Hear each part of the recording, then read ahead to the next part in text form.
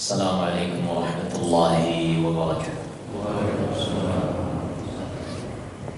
Alhamdulillahi rabbil alamin.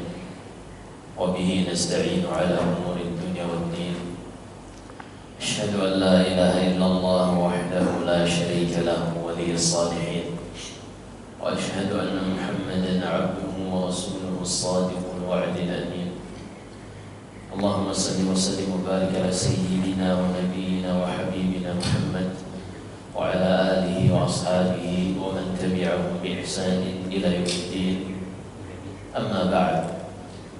Jamaah Masjid An-Nur yang dirahmati Allah Subhanahu wa taala, kembali kita lanjutkan pembahasan tentang tauhid yang kita sudah jelaskan bahwasanya tauhid inilah tujuan Allah Subhanahu wa taala menciptakan manusia untuk benar-benar mereka bisa merealisasikan tauhid di dalam kehidupan mereka, baik di dalam ibadah mereka, di dalam tawakal, rasa takut, rasa cinta, rasa harap ketika mereka berdoa meminta hajat-hajat mereka, ketika mereka ingin meluapkan rasa syukur, ketika mereka ingin meminta perlindungan dari sesuatu yang mereka khawatirkan, maka manusia harus menjadikan semuanya itu untuk Allah Subhanahu wa ta'ala, sebagaimana Allah Subhanahu wa ta'ala bimbing kita di dalam Al-Quran, di dalam surat Al-An'am, Qul inna salati wa nusuki wa mahyaya wa mamati lillahi rabbil alamin la syarika lahu wa bidzalika umirtu wa ana awwalul muslimin. Katakanlah bahwasanya salatku, ibadahku, hidupku dan matiku semuanya adalah untuk Allah Subhanahu wa taala. Tidak ada sekutu baginya dalam hal tersebut, dan aku benar-benar menjadi orang yang pertama berserah diri kepada Allah Subhanahu wa taala. Dan insyaallah ta'ala hari ini kita akan lanjutkan pada bab yang ketiga dari kitab Tauhid, yaitu bab man haqqaqa at-tauhid dakhala al-jannata bighairi hisabin wala 'adzab. Belum pernah kan? Apa udah dibahas? Belum. Bab ketiga ini belum. Terakhir keutamaan tauhid. Iya. Terakhir keutamaan tauhid. Baik. Hari ini kita akan bahas bahwasanya dari umat ini ada 70.000 orang yang masuk surga tanpa hisab, tanpa adab. Sepertinya memang belum pernah. Baik. Kata penulis, semoga Allah merahmatinya, siapa saja yang sanggup untuk merealisasikan tauhid dalam kehidupannya, dalam setiap jengkal keseharian, ia bisa merealisasikan tauhid, maka orang seperti ini akan masuk surga tanpa hisab, tanpa adab. Rinciannya, kata beliau, wa qaulillahi ta'ala.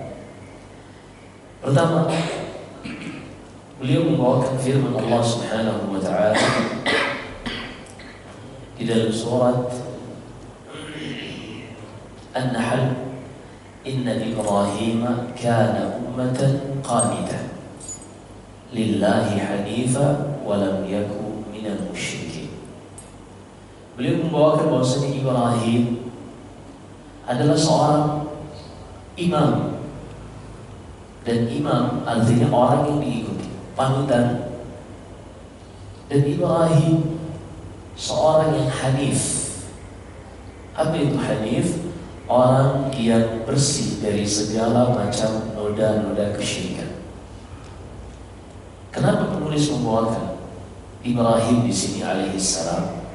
Ternyata ahlul kitab sebelum kita seperti Yahud dan Nasara, semuanya mereka mengklaim bahwasanya mereka berada di atas agamanya Ibrahim alaihissalam, yang dalam bahasa Ibrani Abraham.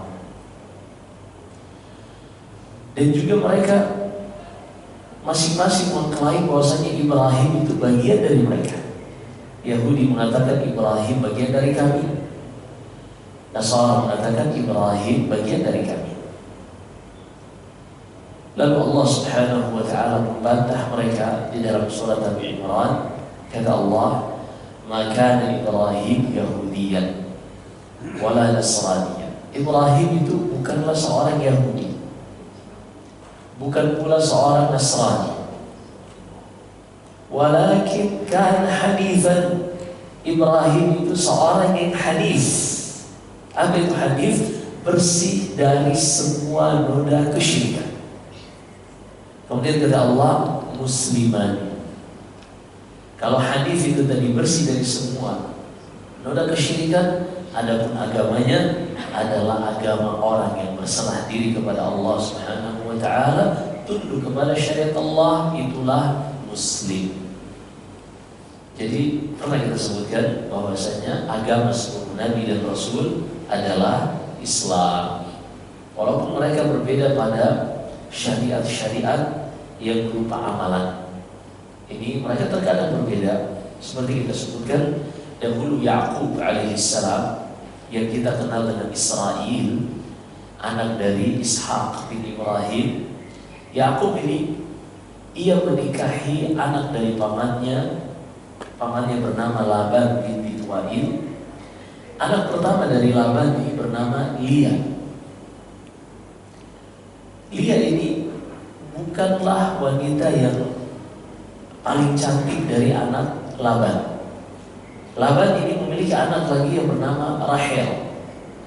Rahel inilah yang paling cantik. Hanya Rahel ini lebih muda usianya daripada Lia.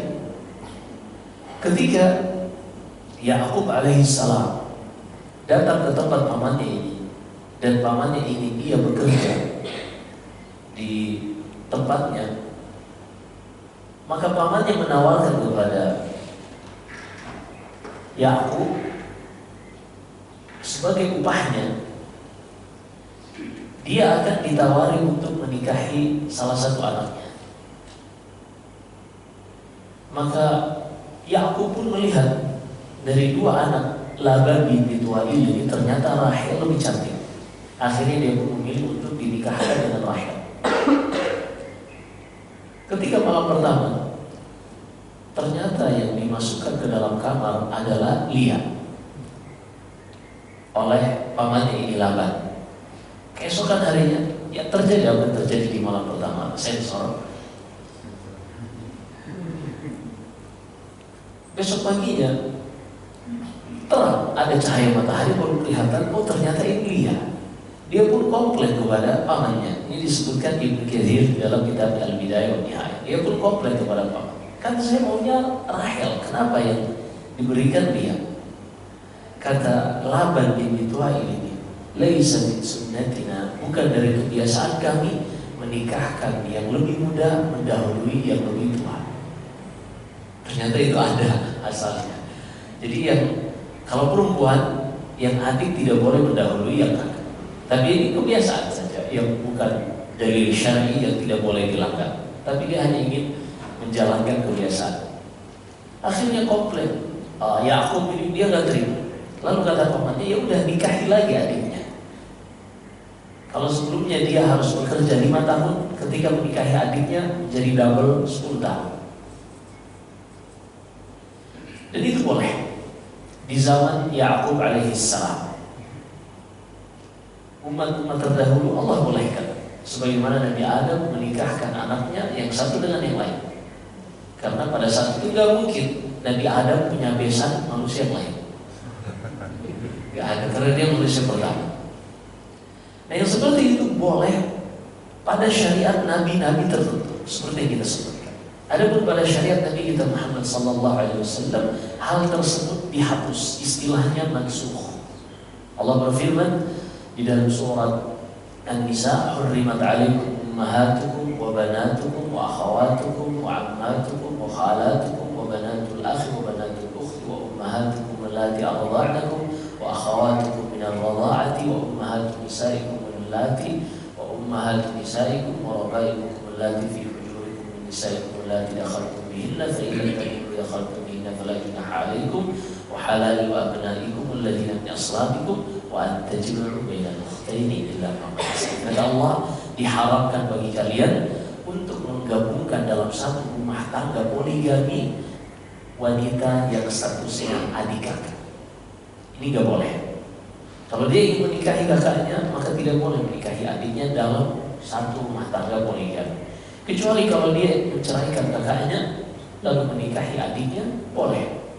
Tapi menggabungkan dalam satu rumah tangga ini tidak boleh. Demikian juga kata Nabi sallallahu alaihi wasallam, wala tunkahul mar'atu ala 'ammatiha. Seorang wanita itu tidak boleh digabungkan dalam suatu pernikahan poligami dengan bibinya atau tantenya. Ini nggak boleh. Baik. Syahid, Ibrahim alaihissalam agamanya adalah Islam. Begitu juga kita sudah sebutkan Rasul pertama agamanya yaitu Nabi Nuh, agamanya Islam, dan nabi-nabi setelah. Kita lanjut. Kemudian beliau mengatakan, Allah berfirman, walam yakun minal musyrikin. Ibrahim itu tidaklah termasuk orang-orang yang melakukan kesyirikan. Wa qaulillahi ta'ala walladzina hum bi rabbihim la yusyrikun. Dan juga firman Allah Subhanahu wa taala, dan orang-orang yang sama sekali tidak pernah melakukan kesyirikan terhadap Allah Subhanahu wa taala, tidak pernah menyekutukan Allah Subhanahu wa taala. Kemudian kita ringkas. وعن بريدة بن وعن حسين بن عبد الرحمن قال كنت عند سعيد بن جبير. Berkata seorang tabi'i yang bernama Husain bin Abdul Rahman, suatu malam aku bersama Sa'id bin Jubair.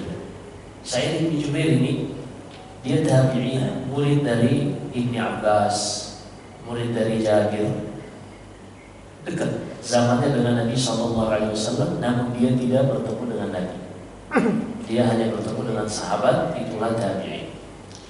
Lalu tiba-tiba Sa'id bin Jubair mengatakan, ayyukum ra'al kawkabal alladhi qabla al-bariha. Siapa di antara kalian yang melihat bintang jatuh semalam?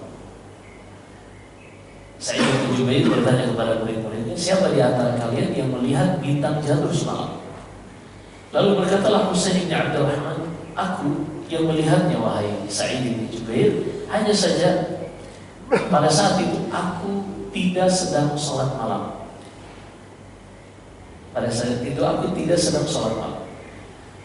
Itu tengah malam, sehingga kebanyakan orang sudah tidur. Namun kata Husain bin Abdul Rahman, aku yang melihatnya, namun aku tidak sedang sholat malam. Kenapa beliau mengatakan aku tidak sedang sholat malam? Walakin iltaqaitu.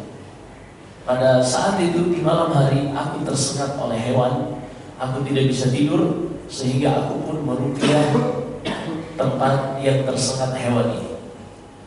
Ucapannya aku tidak sedang sholat ini untuk menghilangkan riya dari dalam hatinya. Karena kalau dia mengatakan aku yang melihatnya padahal itu tengah malam, orang langsung berpikir, wah masya Allah ini orang sholatnya luar biasa. Karena di antara kebiasaan para ulama dahulu, mereka berusaha menyembunyikan ibadahnya sampai terkadang istrinya yang ada di dalam kamarnya tidak mengetahui ibadah yang ia lakukan. Disebutkan Imam Zahabi rahimahullah dalam biografi Syu'bah Ibn al-Hajjaj Abu Bistam al-Ataki al-Wasiti rahimahullah. Syu'bah ini selalu sholat malam semalam suntuk. Dia berusaha untuk setelah tidur sedikit dia akan bangun malam, dan tidak ada yang mengetahui ia bangun malam, bahkan istrinya. Ketika menjelang subuh dia pura-pura tidur. Setelah mendekati subuh dia bangun, lalu menampakkan bahwasanya dia sudah tidur lelap dan baru bangun menjelang subuh tersebut, agar tidak ada yang mengetahui bahwasanya dia sholat sepanjang malam. Seperti itu dahulu para ulama menyembunyikan amalannya. Adapun zaman sekarang kita diuji dengan yang namanya pengakuan manusia. Mungkin seorang tidak mengatakan untuk dia sholat malam, dia pamer di statusnya misalnya, enggak, tapi dia cukup mengupload satu quote atau satu apapun itu di jam yang kebanyakan orang tertidur. Akhirnya orang mengetahui, wah ini Masya Allah, ini dia jam sekian upload status, berarti padahal bangun doang, upload status, tidur lagi. Iya. Seperti itu para ulama menjauhinya. Atau mungkin di depan Ka'bah sekedar tolong foto ini, hanya untuk mendapatkan pengakuan manusia. Padahal yang seperti ini, wal'iyadzubillah, capeknya dia dapat, waktunya habis, hartanya dikeluarkan, tapi tidak ada nilainya di sisi Allah Subhanahu wa Ta'ala sama sekali. Dan orang yang seperti ini dia tertipu.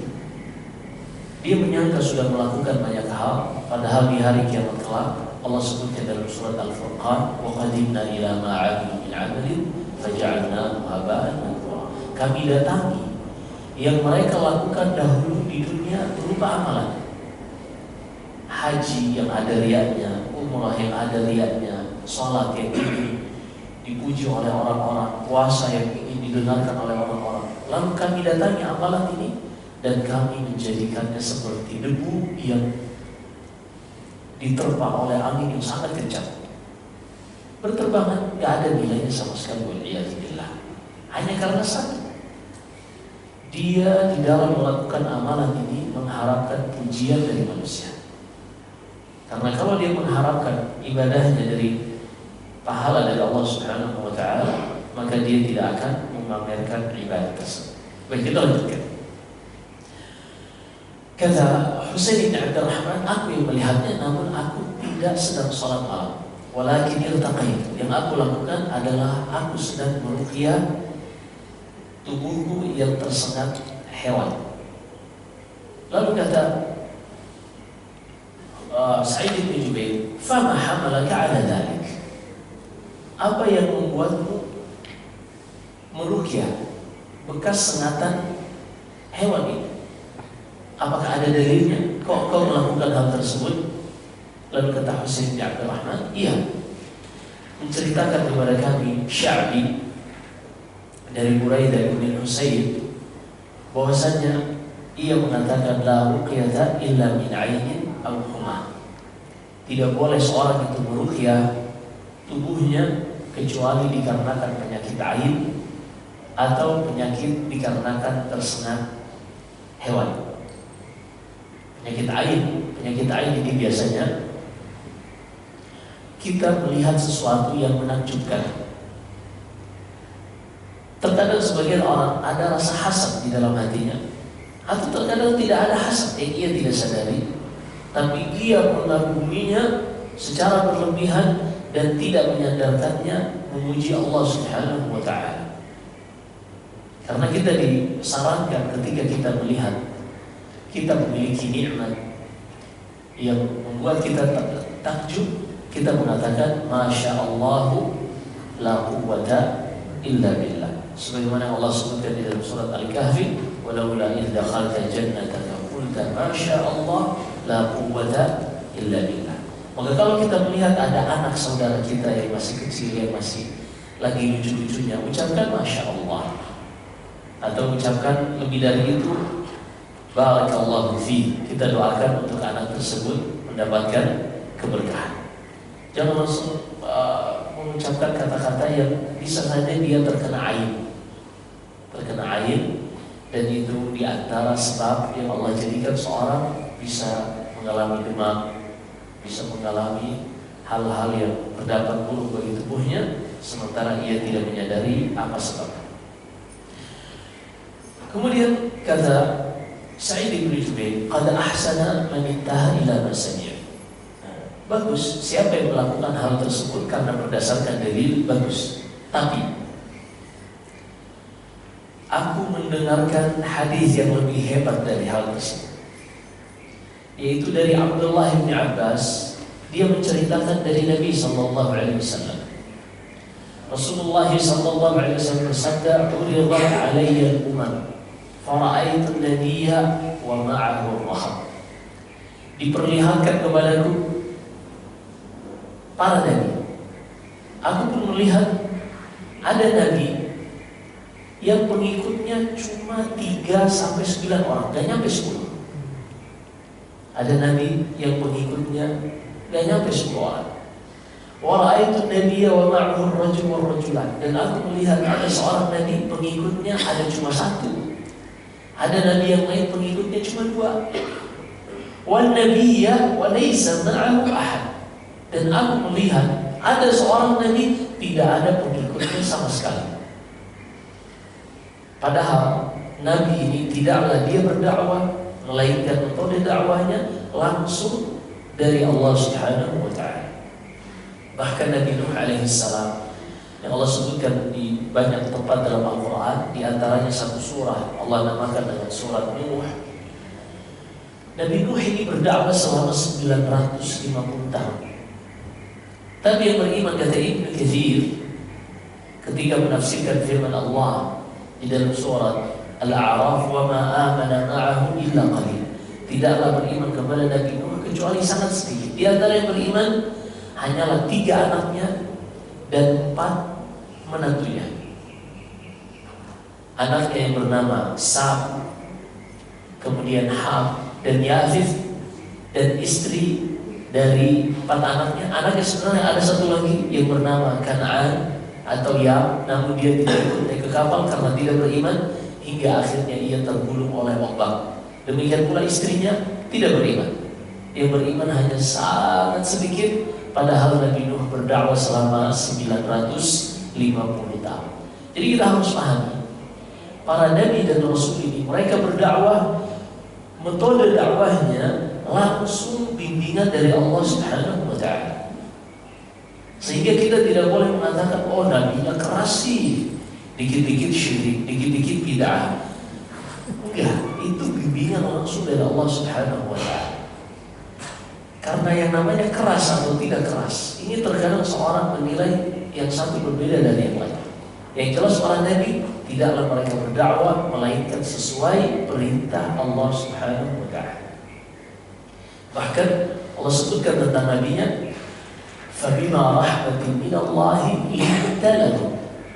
Karena rahmat dari Allah, karena sebab rahmat dari Allah, sehingga engkau bisa bersikap lemah lembut kepada mereka, wahai Muhammad sallallahu alaihi wasallam. Allah sebutkan tentang nabi kita di surat Al-Imran, beliau lemah lembut kepada umat ini karena rahmat dari Allah, petunjuk dari Allah, menunjukkan manhaj, metode dakwah para nabi langsung dari Allah Subhanahu wa Ta'ala. Dan dari sini kita ketahui keberhasilan dakwah seorang nabi atau seorang rasul bukan pada banyaknya jumlah followers, bukan pada banyaknya jumlah pengikut, tapi indikator kesuksesan dakwah para nabi adalah ketika dia benar-benar bisa menunaikan amanah untuk menyampaikan pesan Allah kepada hamba-hambanya. Mau hamba-hambanya menerima, alhamdulillah, atau mereka tidak menerima, maka dia sudah menunaikan pesan wahyu dari Allah Subhanahu wa Ta'ala. Sehingga Nabi kita Muhammad SAW di penghujung hidupnya, di peristiwa terbesar yang terjadi pada umat ini di zaman beliau, yang dihadiri oleh 100.000 sahabat. Peristiwa itu nanti akan kita bahas dalam sirah, peristiwa Hajjatul Wada', haji perpisahan. Dan ini satu-satunya haji yang dilakukan oleh Rasulullah setelah hijrah. Satu-satunya haji yang dilakukan oleh Rasulullah setelah hijrah. Haji diwajibkan tahun 9 Hijriah.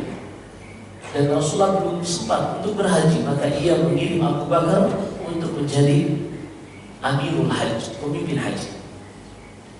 Barulah tanggal ke-10 Hijriah Rasulullah mengumumkan dia akan berhaji. Sehingga setiap orang yang beriman pada saat itu yang mengetahui Rasulullah akan berhaji, mereka berbondong-bondong datang dari manapun. Mereka ingin melihat bagaimana cara Rasulullah melakukan ibadah haji. Bahkan orang-orang Badui yang kesehariannya pikirannya cuma cuan dan cuan, ngurusin kambing, onta dan seterusnya, mereka tinggalkan semua itu hanya untuk bisa melihat haji bersama Nabi SAW. Sehingga jumlah para sahabat sekitar 100.000 sebagaimana diriwayatkan Jabir bin Abdullah radhiyallahu anhu di dalam Sahih Bukhari, Sahih Muslim, hadis yang sangat panjang. Di akhir hadis tersebut, ketika hari Arafah tanggal 9 Dzulhijjah, Nabi sallallahu alaihi wasallam menyampaikan khutbah Arafah. Dan di akhir khutbahnya, setelah beliau menjelaskan apa yang Allah wahyukan kepadanya, beliau mengatakan, Allahumma fa'ashhid haula anni qad ballaghtu risalah. Ya Allah, persaksikanlah kepada orang-orang ini bahwasanya aku sudah menyampaikan seluruh yang Kau wahyukan kepadanya. Akhirnya Rasulullah bertanya kepada sahabatnya, hal ballaghtu wahai umatku, apakah aku sudah sampaikan semua yang Allah wahyukan kepadaku untuk kalian? Kata para sahabat, na'am syahidna, ya kami persaksikan hal tersebut wahai Rasulullah. Rasulullah pun mengangkat tangannya, Allahumma fashhad, ya Allah, persaksikanlah bahwasanya aku sudah menyampaikan apa yang Kau wahyukan kepadaku. Lalu Allah menurunkan firman-Nya di dalam surat Al-Maidah ayat 3, Al-yawma akmaltu lakum dinakum wa atmamtu 'alaikum ni'mati wa raditu lakum al-Islam dinan. Pada hari ini telah kusempurnakan agama untuk kalian dan telah kusempurnakan nikmatku untuk kalian dan aku ridha Islam sebagai agama kalian. Berarti indikator kesuksesan dakwah para nabi, para rasul dan juga pengikut para nabi dan rasul dari kalangan umat ini bukan pada banyaknya jumlah pengikut atau followers, tapi pada sejauh mana dai tersebut menyampaikan syariat Allah tanpa menambahkan, tanpa mengurangi, hanya dikarenakan mengharapkan keuntungan dari manusia, atau khawatir ditinggalkan oleh manusia, atau takut dimusuhi oleh manusia. Ini seharusnya yang menjadi selalu bahan evaluasi seorang dai, sehingga di antara manhaj para nabi dan rasul, Allah bimbing mereka di dalam surat Asy-Syu'ara. Per nabi dan per rasul Allah ajarkan, qul la as'alukum 'alaihi ajra in ajriya illa 'ala rabbil 'alamin. Allah mentalkin para nabi dan rasul ini untuk mengatakan, wahai umatku, aku tidak meminta upah dan keuntungan kepada kalian dari apa yang aku sampaikan, karena aku hanya mengharapkan balasan dari Allah Subhanahu wa ta'ala.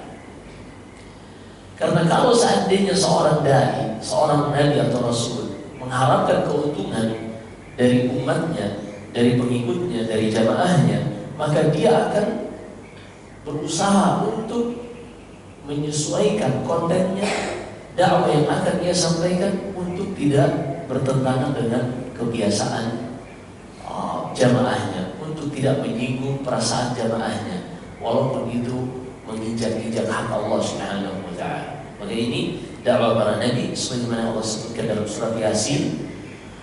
Kata Allah dalam surat Yasin, ittabi'u man la yas'alukum ajran wa hum muhtadun. Gak ada yang hafal Yasin. Allah berfirman, biasanya ibu-ibu yang hafal Yasin. Katakan kepada mereka, ikutilah orang-orang yang tidak meminta upah kepada kalian. Jadi kisahnya, ada dua orang utusan Nabi Isa ke sebuah tempat yang bernama Antakya di Turki. Diutus oleh Nabi Isa untuk menyampaikan risalah Nabi Isa. Dua orang ini didustakan, maka Allah tambahkan dengan satu lagi, wa'azzazna bithalithin faqalu inna ilaikum lamursal. Kami pun tambahkan satu lagi, sehingga tiga utusan Nabi Isa berdakwah dan semuanya tidak mengikuti. Lalu datang seorang yang bernama Habib An-Najjar. Dia mengatakan, ittabi'u man la yas'alukum ajran wa hum muhtadun. Wahai kaumku, ikutilah tiga orang yang tidak meminta upah ini, sementara mereka mengajak kalian kepada hidayah. Maka ini pelajaran yang kita ambil dari apa yang disaksikan oleh Nabi Sallallahu Alaihi Wasallam ketika dia menyaksikan ada nabi yang pengikutnya tidak lebih dari 10, ada nabi yang pengikutnya cuma 2 orang, ada nabi yang pengikutnya cuma 1 orang, dan ada nabi yang tidak memiliki pengikut sama sekali. Ingat, kesalahan bukan pada metode dakwah Nabi tersebut, tapi memang Allah Subhanahu wa taala tidak ingin memberi hidayah kepada orang-orang tersebut. Kemudian kata Nabi sallallahu alaihi wasallam, dan ini syahid, "Tsumma rufi'a li sawadin 'azim." Kemudian diperlihatkan kepadaku ada manusia yang jumlahnya banyak.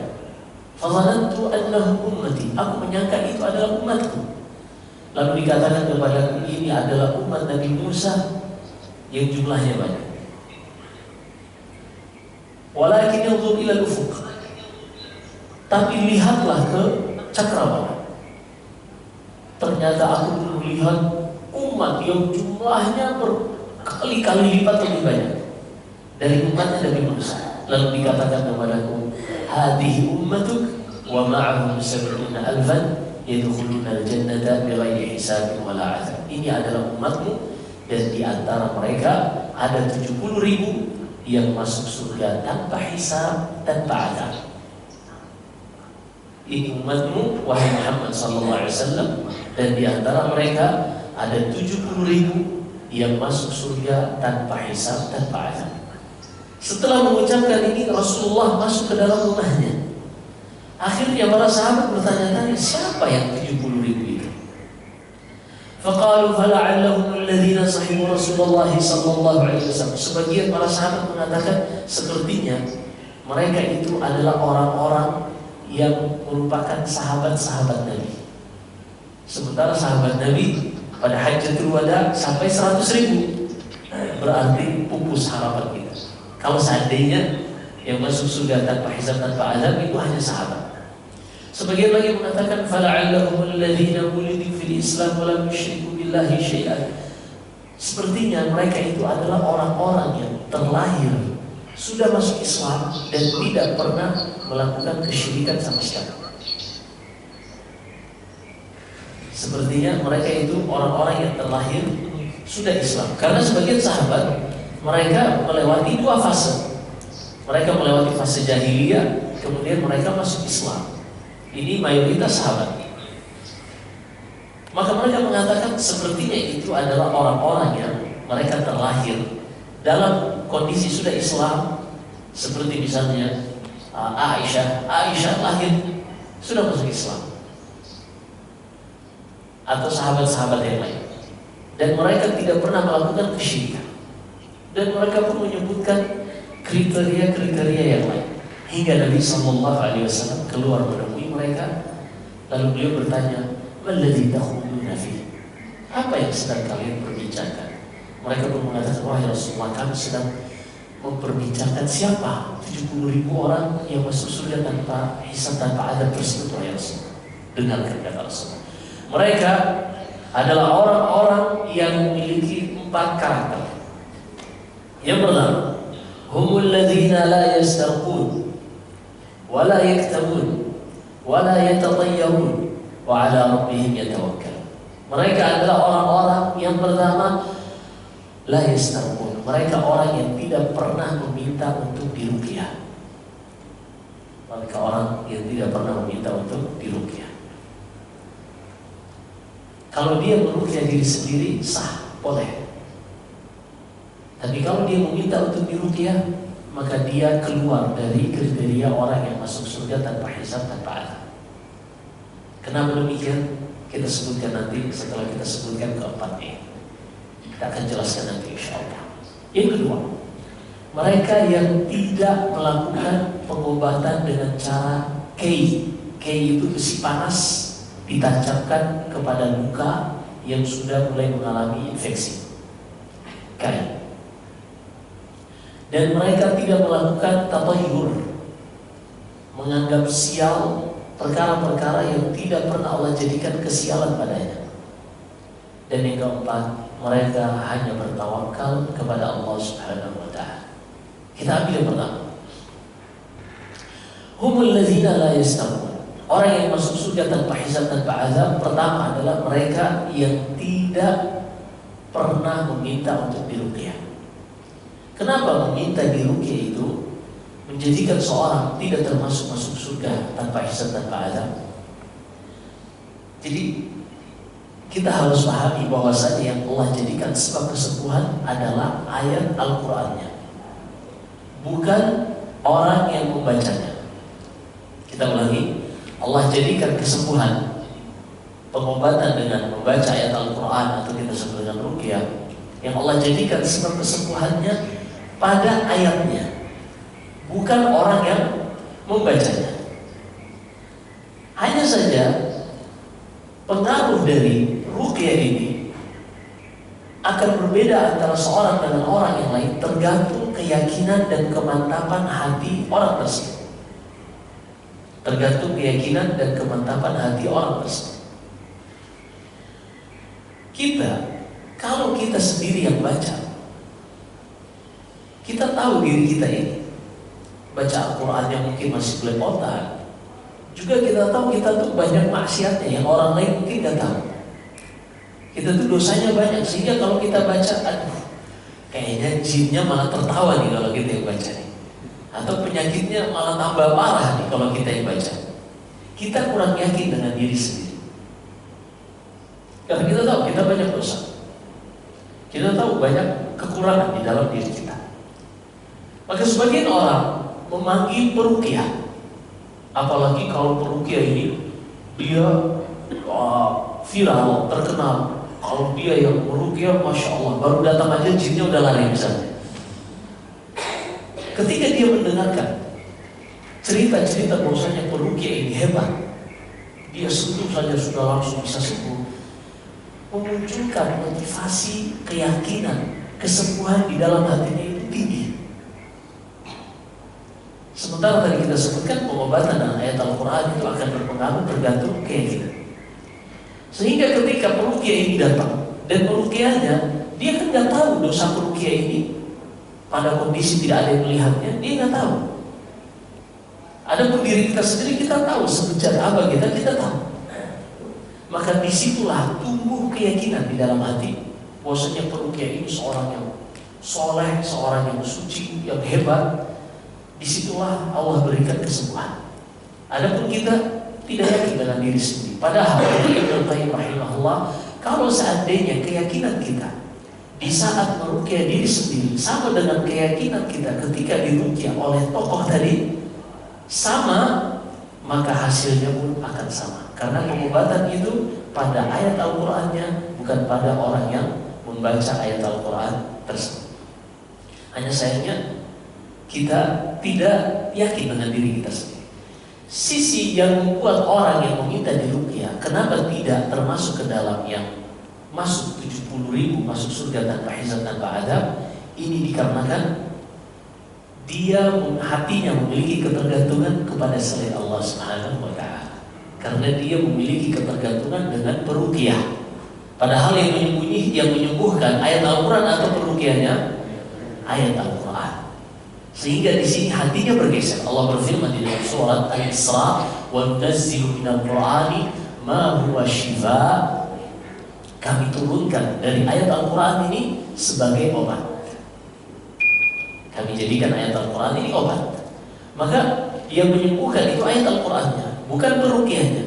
Ketika kita meminta orang lain meruqyah, maka kita sudah menggeser hati kita sedikit bergantung kepada peruqyah ini. Besar atau kecilnya tergantung orangnya. Hatinya ini bergeser bergantung pada peruqyah. Besar atau kecilnya tergantung orangnya. Tapi yang jelas dia sudah tidak murni lagi menyerahkan seluruhnya untuk Allah Subhanahu wa ta'ala. Walaupun itu boleh, walaupun meminta diruqyah hukumnya boleh. Hanya saja menjadikan dia tidak termasuk ke dalam 70.000 yang masuk surga tanpa hisab tanpa adab. Yang kedua, wala yaktawun, mereka ini tidak melakukan pengobatan dengan kai. Jadi orang Arab dahulu mereka memiliki pengobatan yang menjadi pengobatan terakhir, sangat menyakitkan, tapi tidak ada harapan, tidak ada pilihan lagi. Jadi mereka ketika mengalami luka infeksi, itu kan bisa saja harus diamputasi, sehingga terkadang mereka putus asa, seakan-akan udah gak ada harapan lagi, pupus, hilang udah tawakalnya kepada Allah. Maka mereka mengambil besi panas itu, dan seorang tidak boleh menyiksa dirinya, dia pun menancapkan besi panas ini langsung kepada luka yang infeksi tersebut.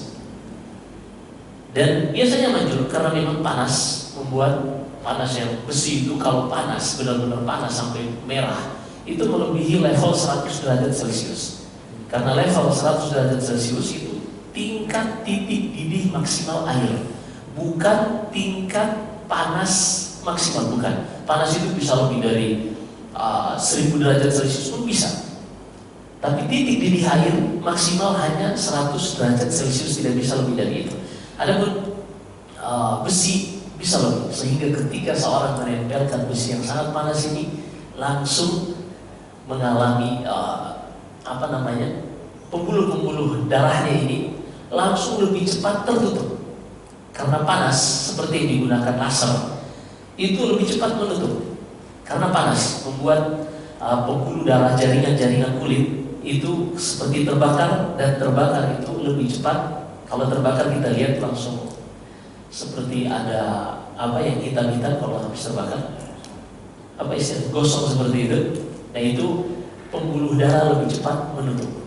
Juga jaringan-jaringan kulit ketika mengalami itu lebih cepat menutup, sehingga mengalami regenerasi sel.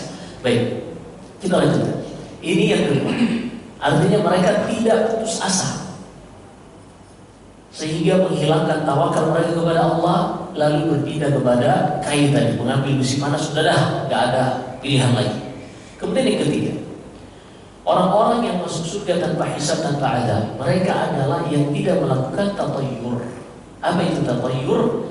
Dahulu orang Arab, kita sudah sebutkan, ketika mereka hendak safar, mereka akan mengambil burung merpati misalnya, lalu ia lepas di depan rumahnya. Kalau burung merpati ini terbang ke sebelah kanan, maka ia akan melanjutkan safarnya. Berarti ini pertanda baik. Kalau burung ini terbang ke sebelah kiri, maka ia akan batalkan safarnya. Kenapa? Ini pertanda buruk. Padahal kan kita sudah jelaskan, bisa saja ketika dilepas ada jangkrik sebelah kanan, dia ke kanan. Kalau ada jangkrik sebelah kiri, dia ke kiri. Apa hubungannya dia dengan masa depan kita? Apa hubungannya dia dengan masa depan kita? Ya, ada yang tahu masa depan kecuali Allah Subhanahu wa Ta'ala. Allah berfirman dalam ayat kursi, ya'lamu ma baina aydihim wa ma khalfahum. Allah mengetahui yang menjadi masa depan mereka dan masa lalu mereka. Maka ketika seorang menyandarkan perbuatannya, ia akan lanjutkan atau ia batalkan kepada selain Allah, maka ini bentuk menyerahkan tawakalnya kepada selain Allah. Padahal seorang muslim yang diajarkan oleh Nabi SAW ketika beliau keluar rumah, beliau mengatakan Bismillahi tawakkaltu ala Allah, la haula wa la quwwata illa billah. Bismillah, aku menyebut nama Allah, dengannya aku keluar rumah. Aku bertawakal, serahkan seluruh urusanku kepada Allah, apapun yang terjadi di jalanan. Dan tidak ada kekuatan, tidak ada daya dan upaya kecuali dengan izin Allah Subhanahu wa Ta'ala. Selesai. Karena seorang itu, kalau memang Allah tetapkan dia akan terkena musibah, mau di rumahnya pun bisa saja. Apakah semua orang yang kena musibah itu hanya di luar rumah? Orang bisa saja kena musibah di dalam rumahnya. Betapa banyak, bahkan yang kami saksikan sendiri ketika peristiwa yang menimpa saudara-saudara kita di Cianjur. Ada di suatu kecamatan yang bernama Cugenang. Ini kecamatan 100 orang terkubur hidup-hidup. Mereka di dalam rumah semua. Pada saat itu sedang hujan.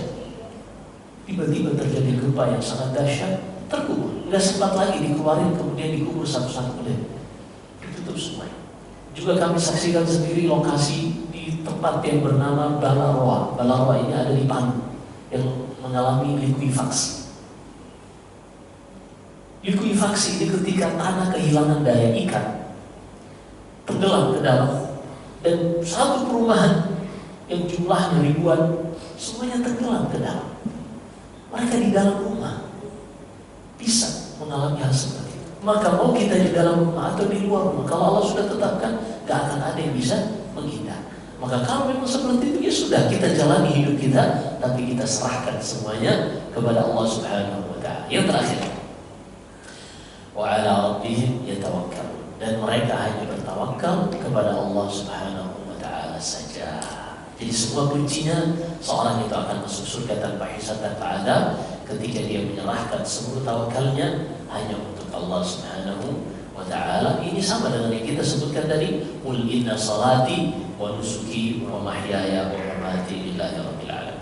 Ketika sahabat mendengarkan ucapan Rasulullah yang ada 70.000 masuk surga tanpa hisab tanpa adab, ada seorang sahabat yang bernama Ukashah ibn Mihsan radhiyallahu anhu. Ia pun berdiri lalu mengatakan, wahai Rasulullah, tolong doakan kepada Allah agar aku juga termasuk bagian dari 70.000 orang yang masuk surga tanpa hisab tanpa adab. Kata Rasulullah, anta minhum, engkau bagian dari mereka.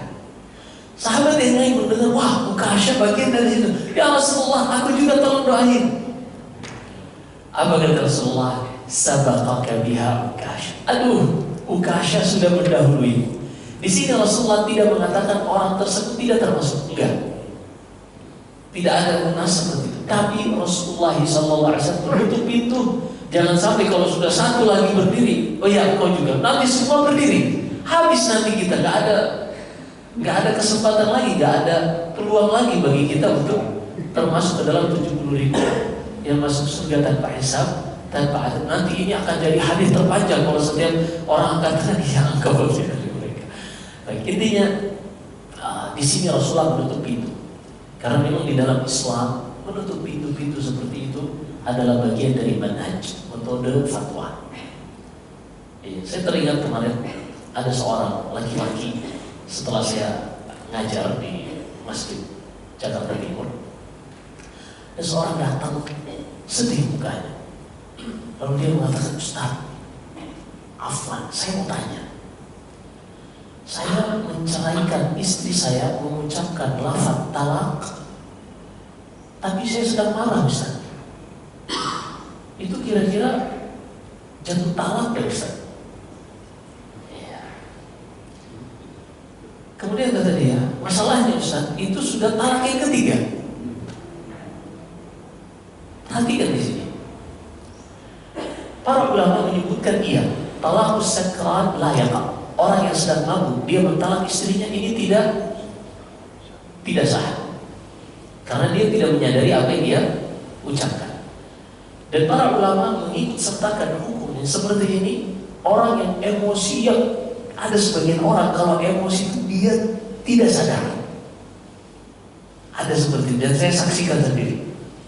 Ada salah satu sepupu, afallah, ketika marah dia nggak sadar. Subhanallahiladzim.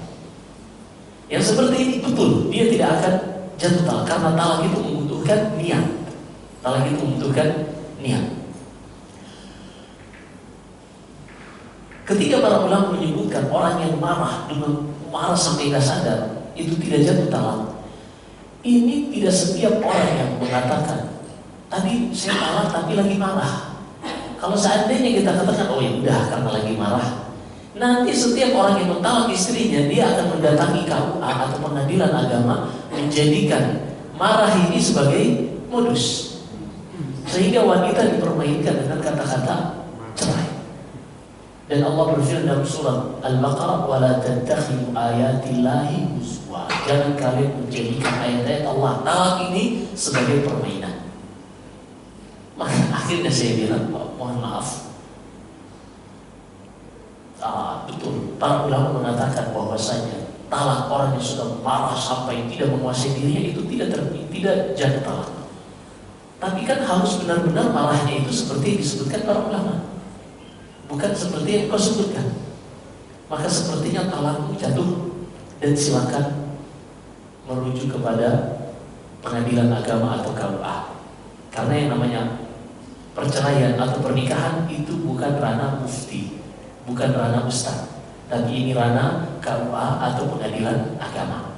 Ustaz hanya memberikan arahan dan masukan saja. Jadi jangan pernah ada yang tertipu. Misalnya ada seorang wanita curhat tentang suaminya, lalu kata ustaz ini udah ceraikan aja suami. Ini nggak boleh. Karena yang mengatakan untuk menceraikan atau tidak menceraikan itu adalah ranah KUA atau pengadilan agama. Dan terjadi ustaz ini menyuruh udah ceraikan aja suami, terus dia nikahi wanita tersebut. Modus Waliyadzubillah, ada. Ini saya saksikan sendiri. Na'udzubillah min dzalik. Ini namanya takhdid. Di antara orang yang tidak akan Allah bersihkan di hari kiamat kelak adalah man khabbaba imra'atan 'ala zawjiha. Siapa saja yang merayu seorang wanita untuk meminta cerai dari suaminya, kemudian dia nikahi atau untuk orang lain menikahi wanita tersebut. Ini dosa besar. Ini nggak boleh. Ini nggak boleh, waliyadzubillah. Astagfirullahaladzim. Jadi Nabi SAW mengatakan, Ukasyah telah mendahuluimu kepada orang yang kedua berdiri. Ini bukan karena orang tersebut tidak termasuk, tapi Rasulullah untuk menutup pintu agar tidak setiap orang langsung bangkit. Nanti kita umat yang datang jauh setelahnya tidak kebahagiaan. Baik, ini yang bisa kita sampaikan dari bab ini. Bahwasanya siapa saja yang merealisasikan tauhid, benar-benar bertawakal kepada Allah dalam setiap sendi kehidupannya, maka dia akan masuk surga tanpa hisab, tanpa ada. Baik, kita akan tanya jawab insyaallah, dan bagi yang bertanya akan mendapatkan hadiah buku saku ini, buku Zikir Pagi dan Petang. Ini bagus buku ini insyaallah. Dan Zikir Pagi Petang itu kalau kita nggak hafal, kita sambil baca itu boleh. Jadi kita nggak harus hafal, kita sambil baca boleh. Dan kalau seandainya setahun penuh 360 hari bulan Qamariyah kita baca sambil berzikir, masa nggak nyangkut juga? Ya, seperti itu maksudnya. Nah, silakan Allah. Baik, hadirin yang dirahmati Allah SWT, kesempatan kajian pada kesempatan hari ini, silakan untuk sesi berikutnya tanya jawab. Kalau ada yang ditanyakan, silakan. Di sebelah kanan ada, belum ada. Sebelah kiri silakan ada. Oh, di belakang dulu. Ayo, ya silakan. Ya, Assalamualaikum warahmatullahi wabarakatuh. Ustaz, yang saya pernah dengar kalau yang orang yang menikah itu gak menyelesaikan separuh dari agamanya. Tapi sahabat Rasulullah pun ada yang tidak menikah, Ustaz. Jadi bagaimana itu?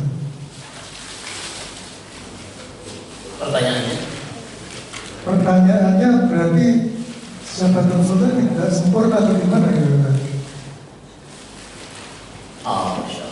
Dan kemudian yang umat masalah dunia itu kalau menikah itu bagaimana gitu? Terima kasih.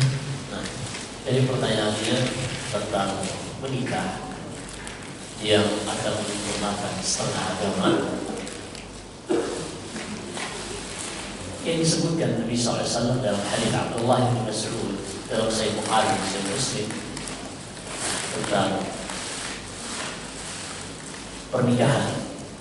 Kata beliau, ahsan lil farj, aghadd lil basar. Pernikahan ini akan menjadikan seorang itu lebih bisa menjaga kemaluannya dan akan menundukkan pandangannya. Seperti itu nas yang datang dari Abdullah bin Mas'ud dari Nabi SAW dalam Sahih Bukhari dan Sahih Muslim. Adapun setengah agama yang benar-benar setengah orang yang tidak menikah maka agamanya tidak akan sempurna sama sekali. Saya nggak tahu dalil tentang hal tersebut. Dan sebagian sahabat yang meninggal sebelum menikah,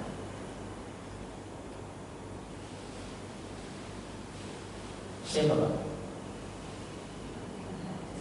Ukaf siapa ya? Ukaf bin siapa? Siapa? Ukaf bin siapa? Iya, jadi di dalam hadis Abdullah bin Amr bin Al-As radhiyallahu anhu di dalam Sahih Bukhari dan Sahih Muslim dia mengatakan, "Lau adina Nabi sallallahu alaihi wasallam bi Uthman bin Maz'un at-tabattul lakhtasayna." Kalau seandainya Rasulullah mengizinkan kepada Uthman bin Maz'un untuk melakukan vasektomi, artinya mengkebiri. Kalau seandainya Rasulullah mengizinkan Uthman bin Maz'un, niscaya kami akan melakukan vasektomi semua. Kenapa? Agar kami bisa fokus untuk ibadah. Itu ucapan Abdullah bin Amr bin As. Tapi ternyata Islam tidak seperti itu, Pak. Islam mengharamkan yang namanya ar-rahbaniyah, kependetaan.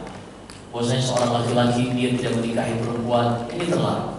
Disebutkan dalam hadis Aisyah di Sahih Bukhari, ada 3 orang mendatangi Nabi Sallallahu Alaihi Wasallam. Ketika mereka datang di rumah Aisyah, ternyata Rasulullah sedang keluar, yang ada hanyalah istrinya. Maka mereka bertanya, seperti apa sih ibadahnya Rasulullah? Aisyah pun menjelaskan. Ternyata ibadahnya Rasulullah itu sederhana. Beliau di malam hari tidur, sebagiannya beliau sholat malam. Di siang hari terkadang beliau puasa, di hari yang lain beliau tidak berpuasa. Lalu orang-orang ini mengatakan, itu kan Rasulullah, dia sudah diampuni dosanya yang telah lalu dan yang akan datang. Lah kita belum ada jaminan.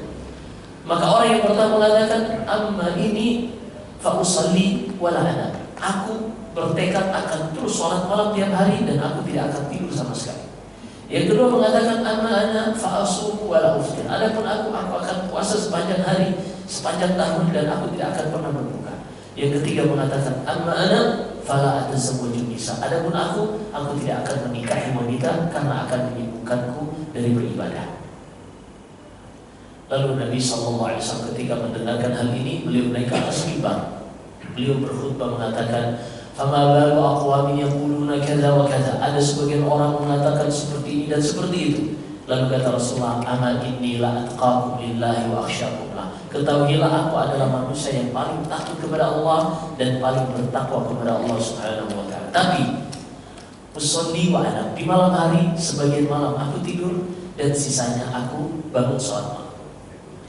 Wa asum wa uftir, di sebagian hari aku berpuasa dan di sebagian lainnya aku berbuka. Wa atazawwaju nisa, dan aku menikahi wanita. Faman raghiba an sunnati falaysa minni. Siapa saja yang benci dengan sunnahku, maka bukan bagian dari golonganku. Maka hukum asal menikah bagi manusia standar, hukum asalnya sunnah. Hukum asal menikah bagi manusia sunnah. Karena hal tersebut menunjukkan ia benar-benar mengikuti Nabi SAW, dan berdasarkan nas yang lain, an-nikahu min sunnati. Nikah itu adalah bagian dari sunnahku. Adapun sebagian yang tidak menikah juga dari kalangan tabi'in, juga sampai kepada ulama-ulama setelahnya, seperti imam yang kita kenal, Imam Nawawi. Ia meninggal belum sempat menikah, tapi beliau punya tulisan puluhan atau bahkan ratusan jilid, sehingga kesibukan beliau teralihkan pada menulis. Juga Syekhul Islam Ibnu Taimiyah rahimahullah, beliau tidak menikah, tapi hasil karya beliau juga ratusan jilid. Juga ulama-ulama yang lain, mereka tidak menikah tapi memiliki hasil karya. Maka kalau ada Pak yang tidak mau menikah, silakan tulis berjilid-jilid baru kita izinkan dia tidak menikah. Jadi jangan cuma tidak menikahnya doang, sama-sama nggak menikah nih, hasilnya juga gitu. Jadi kebanyakan mereka itu dahulu tidak menikah karena memang kondisi seperti zaman Syekhul Islam Ibnu Taimiyah, kaum muslim itu sedang perang melawan Tatar, melawan Mongol. Jadi kondisi perang. Begitu juga zaman Imam Nawawi, kondisi perang. Sehingga mereka berpindah dari satu tempat ke tempat yang lain, dan mereka itu orang-orang yang benar-benar sibuk menuntut ilmu. Lah ini sibuknya nyekrol media sosial yang dilihat yang seperti itu. Gimana dia nggak menikah, Pak? Bahkan kalau bisa lebih dari satu, itu yang terbaik kalau bisa. Kalau enggak ya cukup satu aja lah habis. Intinya seorang, wah ini jadi lain cerita. Terlanjur ngucapin ini.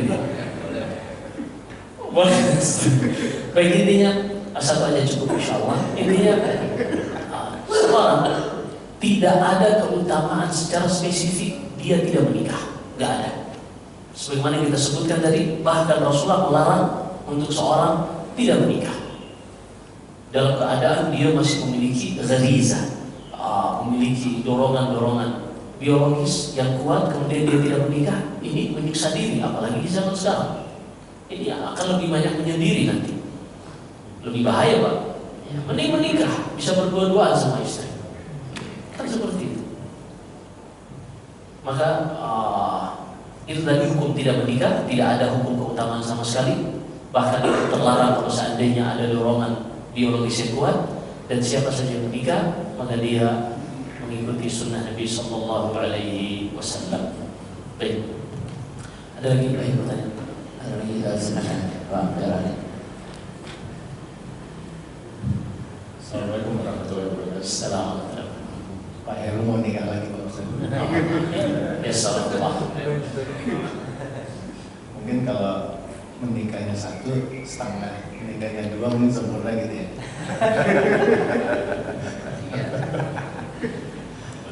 Ustaz mau tanya Ustaz. Lagi nggak datang istrinya. Jadi berani. Aman.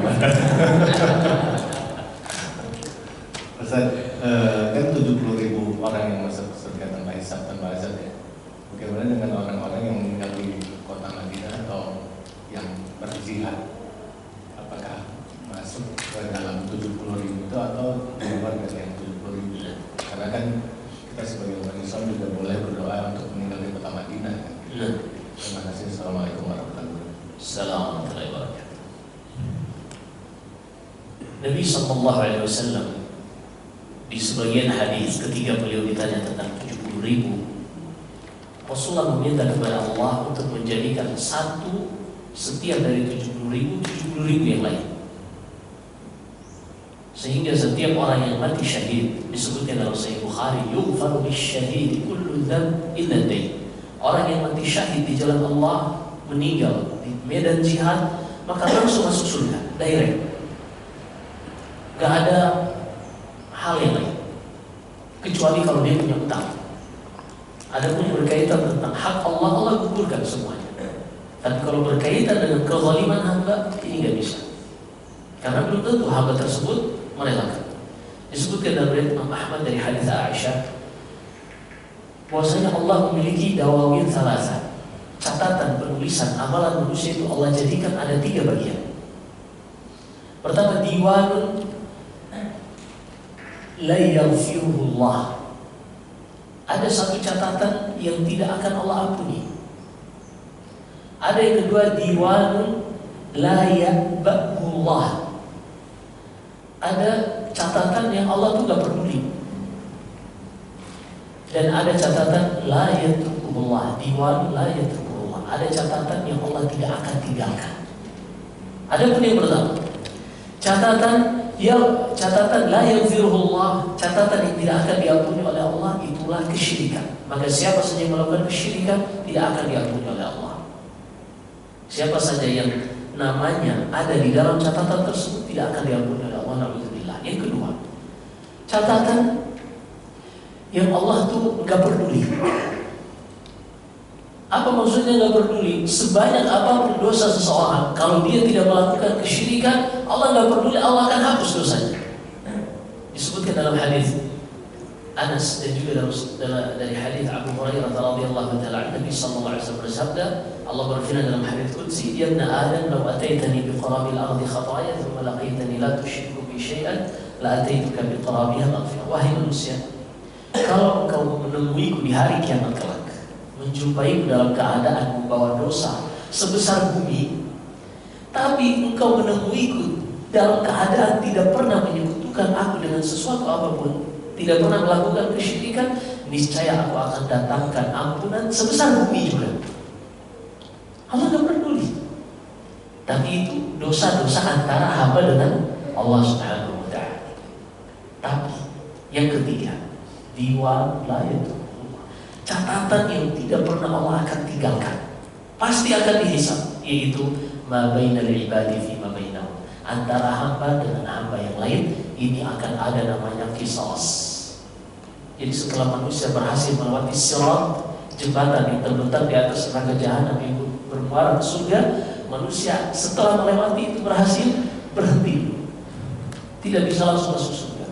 Dan dia akan dikisos. Apa itu kisos? Dia harus menunaikan kezaliman yang dahulu pernah ia lakukan di dunia, baik itu tentang darah, tentang harta, atau kehormatan. Dan kata Nabi sallallahu alaihi wasallam, tidak akan masuk surga seorang yang amalannya akan membuatnya masuk surga sementara masih ada kezaliman dari orang yang masuk neraka ada pada orang tersebut. Jadi ada orang sudah masuk neraka nih, dia harusnya masuk surga. Ternyata yang mau masuk surga ini punya kezaliman kepada penduduk neraka, maka dia tidak boleh masuk surga dulu. Dia harus menunaikan kezalimannya. Sehingga dalam Sahih Muslim dari hadits Abu Hurairah radhiyallahu taala Nabi sallallahu alaihi wasallam bersabda, "Atadruna manil muflis?" Tahukah kalian wahai sahabatku, siapa itu orang yang bangkrut? Mereka mengatakan, wahai Rasulullah, yang bangkrut itu yang sudah tidak punya barang yang bisa ia jual, dan seorang yang sudah tidak punya modal untuk membeli barang lagi kemudian dia jual. Bangkrut sudah, usahanya nggak bisa lagi dia mulai.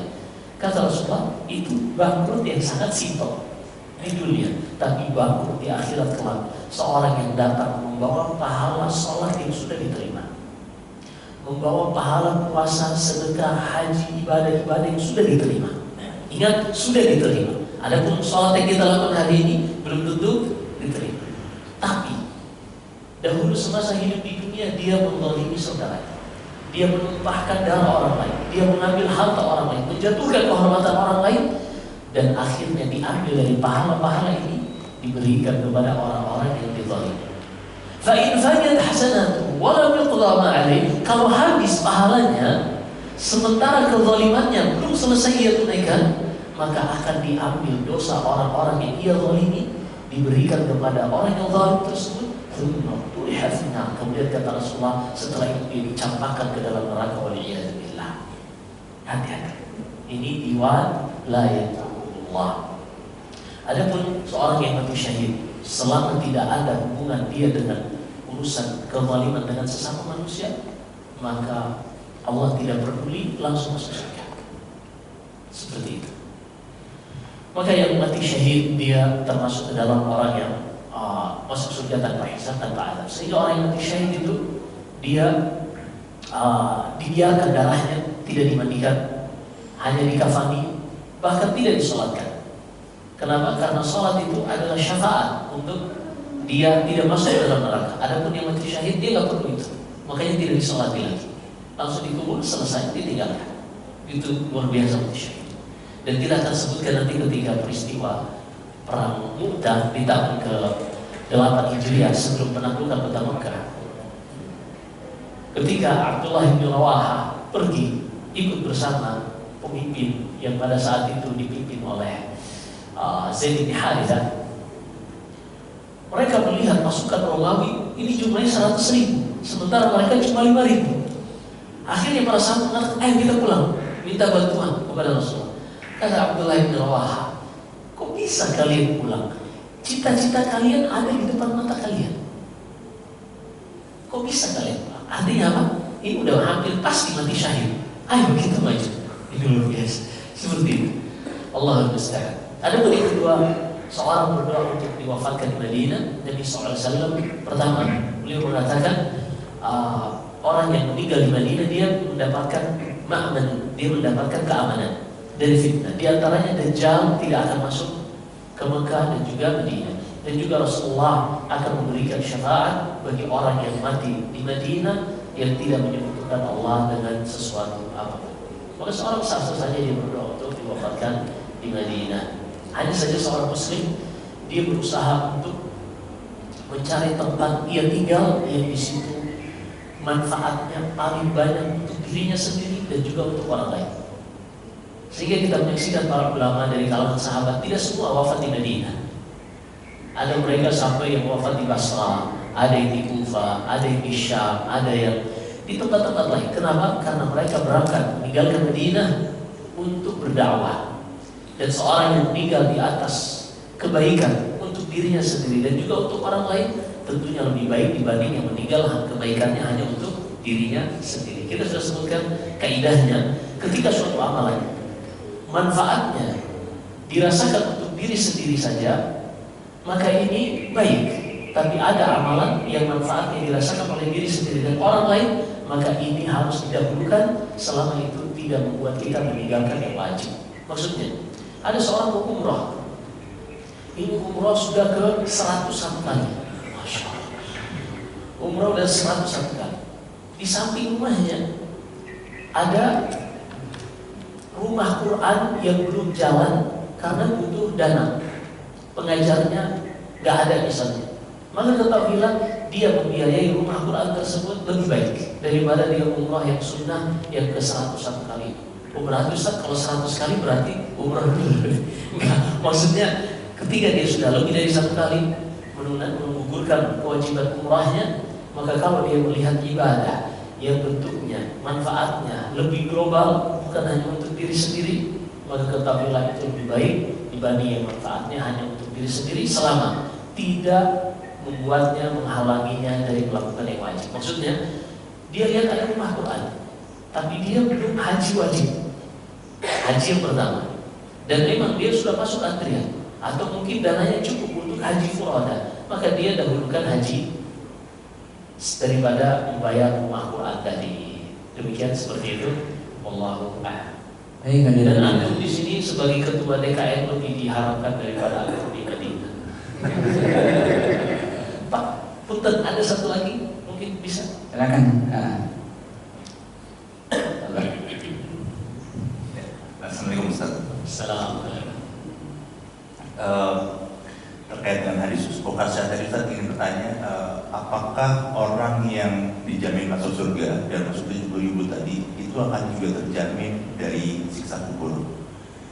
Nah, begitu juga sebaliknya, apakah jika memang orang mendapatkan nikmat kubur itu insya Allah akan masuk surga juga? Dan keterkaitannya adalah mengapa juga Usman juga menangis gitu ketika melewati kuburan, Ustaz? Banyak banget pertanyaan. Berkaitan nih. Yang pertama, kita ambil dari Utsman bin Affan radhiyallahu taala suatu saat di zaman beliau menjadi khalifah, beliau melewati kuburan, beliau menangis. Lalu sahabat-sahabat bertanya, "Ya Amirul Mukminin, dzukirat 'indaka an-nar, falam tabki?" Wahai Amirul Mukminin, terkadang disebutkan tentang neraka di sisimu, tapi engkau tak menangis. Kenapa ketika mendengarkan, ketika melewati kuburan engkau menangis? Kata beliau, "Sami'tu Nabi sallallahu alaihi wasallam yaqul, al-qabru awwal manazil al-akhirah." Kuburan itu adalah fase pertama dari fase-fase akhirat yang dilewati oleh seseorang. Faman naja minha, siapa saja yang selamat ketika melewati kuburan ini, maka setelahnya akan mudah. Siapa saja yang tidak selamat, maka jangan harapkan kemudahan setelahnya. Dan ada ucapan Ibnu Rajab yang sangat indah menjawab sebuah pertanyaan. Di dalam Sahih Bukhari dari hadis Abdullah bin Abbas, juga ada dalam Sahih Muslim, Nabi sallallahu alaihi wasallam bersama sahabatnya suatu saat melewati dua kuburan. Lalu kata Rasulullah, "Innahuma la yu'adzaban." Penghuni kubur ini sedang diazab kubur. Wa ma yu'adzabani fi kabir, tapi keduanya tidak diazab karena perkara yang berat. Hanya perkara yang sepele sebenarnya, hanya mereka meremehkannya. Kemudian kata Rasulullah, "Amma ahaduhuma." Yang pertama diazab di kuburannya, "Fakana la yastanji minal maut." Yang pertama, dia tidak bersih setelah buang air. Dia tidak membersihkan, beristinja dengan seperti yang seharusnya. Yang kedua, wa ammal akhar fakana yamshi bin namimah. Yang kedua, dia dahulu memprovokasi orang-orang sehingga terjadi pertumpahan darah. Dia selalu melakukan namimah, adu domba. Adu domba. Kata Ibnu Rajab Al-Hambali rahimahullah, perhatikan dua hal ini. Jadi yang akan dituntut di hari kiamat kelak berkaitan tentang hak Allah. Di dalam hadis Abu Hurairah radhiyallahu anhu, "Inna awwala ma yuhasabu bihi al-'abdu min a'malihi as-shalah." Yang pertama kali dihisab dari seorang hamba adalah salatnya. Kalau salatnya baik, barulah dihisab amalan-amalan yang lain. Kalau salatnya tidak baik, maka tidak akan dihisab yang lain. Perhatikan di sini. Kata beliau, istinja, bersih dari najis, adalah muqaddiman salat. Dan azab kubur adalah muqaddiman pendahuluan azab akhirat. Maka siapa saja yang selamat menjaga salatnya, menjaga istinjanya, dia akan terjaga dari azab kubur. Dan siapa saja yang selamat dari azab kubur, dia akan selamat pada azab akhirat kelak. Kemudian yang kedua, adapun orang yang adu domba, kenapa dia diazab? Berkaitan tentang hak Allah tadi yang akan dihisab adalah salat. Di dalam riwayat Tirmidzi dan selainnya, Nabi sallallahu alaihi wasallam bersabda, riwayat Ibnu Hajar dalam kitabnya Bulughul Maram, "Awwal ma yuqda bainal ibadi fi dima." Yang pertama kali akan dikisos berkaitan tentang hak sesama hamba yang akan dihisab adalah tentang darah. Dan adu domba ini adalah pendahuluan untuk permusuhan. yang akan berakhir pada pertumpahan darah. Dan azab kubur adalah muqaddimah dari azab akhirat, sehingga dia diazab di kuburannya dan akan diazab di akhirat kelak. Sehingga siapa saja yang menjaga untuk tidak mengadu domba sesama manusia, dia akan selamat di kuburannya dan akan selamat di akhirat kelak. Ini ucapan Ibnu Rajab yang sangat indah. Nah, ada pun yang terakhir tadi, apakah orang yang masuk surga tanpa hisab, tanpa azab tidak akan merasakan azab kubur? Iya, berdasarkan hadis Al-Bara bin Azib, dia tidak akan merasakan azab kubur, tapi dia akan merasakan himpitan kubur. Sebagaimana dalam hadis Sa'ad bin Mu'adz, kita akan bahas nanti di sirah juga. Jadi kata Nabi SAW, inna fil qabri dattah, lau naja minha ahad, la naja minha Sa'ad bin Mu'adz. Di dalam kuburan itu ada satu himpitan kubur, dan itu sangat menyakitkan. Setiap yang masuk ke dalam kubur akan merasakannya. Kalau ada yang bisa selamat, niscaya Sa'ad bin Mu'adz akan selamat. Tapi ternyata Sa'ad bin Mu'adz juga tidak selamat. Siapa itu Sa'ad bin Mu'adz? Dia dari suku Aus, pemimpin suku Aus. Dan ketika beliau meninggal, kita akan sebutkan nanti, Jibril alaihissalam datang bersama sahabat, bersama malaikat-malaikat yang lain, menanyakan kepada Rasulullah, siapa yang meninggal dari sahabatnya? Abu Bakar, Umar, Uthman, sahabat-sahabat yang mulia. Ternyata enggak. Kenapa kata Rasulullah? Ihtazza 'arsyur Rahman. Arsy Allah itu sampai bergetar karena meninggalnya orang tersebut. Ternyata diperiksa, ternyata Sa'ad bin Mu'adz. Begitu mulia sahabat ini, hingga ketika ia meninggal arsy Allah bergetar. Tapi kata Rasulullah, beliau pun tidak selamat dari himpitan kubur. Maka beda antara himpitan kubur dengan azab kubur. Adapun azab kubur, seorang yang benar-benar menjaga dirinya dari hal-hal yang bisa menjadi sebab seorang diazab dalam kuburannya, dia akan terjaga, tapi dia tidak akan selamat dari himpitan di dalam kubur. Seperti juga dalam hadis Al-Bara bin Azib, ruh seorang mukmin itu akan keluar mulus dari tubuhnya, tapi tetap dia akan merasakan yang namanya sakaratul maut. Apa itu sakarat? Jadi orang mabuk itu disebut sakarat. Kenapa sakitnya dicabut nyawa disebut sakaratul maut? Karena membuat seorang juga tidak sadar, begitu sakitnya. Dan Nabi SAW juga merasakan sakaratul maut. Kalau seandainya beliau manusia paling mulia merasakannya, maka manusia yang lain pun pasti akan merasakan. Jadi bedakan antara roh seorang mukmin keluar gampang, tapi dia tetap akan merasakan sakaratul maut. Begitu juga dalam kuburan, seorang mukmin akan dijaga dari azab kubur, tapi tidak akan selamat dari himpitan kubur. Nasallahu alaihi wasallam. Baik, hadirin yang dirahmati Allah Subhanahu wa taala, karena waktu sudah beranjak siang, jadi Ustaz memberikan kesempatan dan mengakhiri dengan doa. Pada seorang mukmin, ketika dia benar-benar merealisasikan tauhid di dalam hidupnya, dia akan hidup tenang. Akalnya akan berjalan sebagai akal yang sehat. Amalannya menjadi amalan yang bermanfaat. Dan dia akan menjadi seorang yang hidup di dunia ini tidak takut kecuali hanya kepada Allah, tidak berharap hanya kepada Allah. Dan dia berusaha untuk merealisasikan tauhid agar dia termasuk ke dalam umat Muhammad SAW yang masuk surga tanpa hisab, tanpa azab. Dan tentunya bisa merealisasikan tauhid ini tidak mungkin bisa terlaksana kecuali setelah seorang mengetahui apa itu tauhid dan apa itu kesyirikan.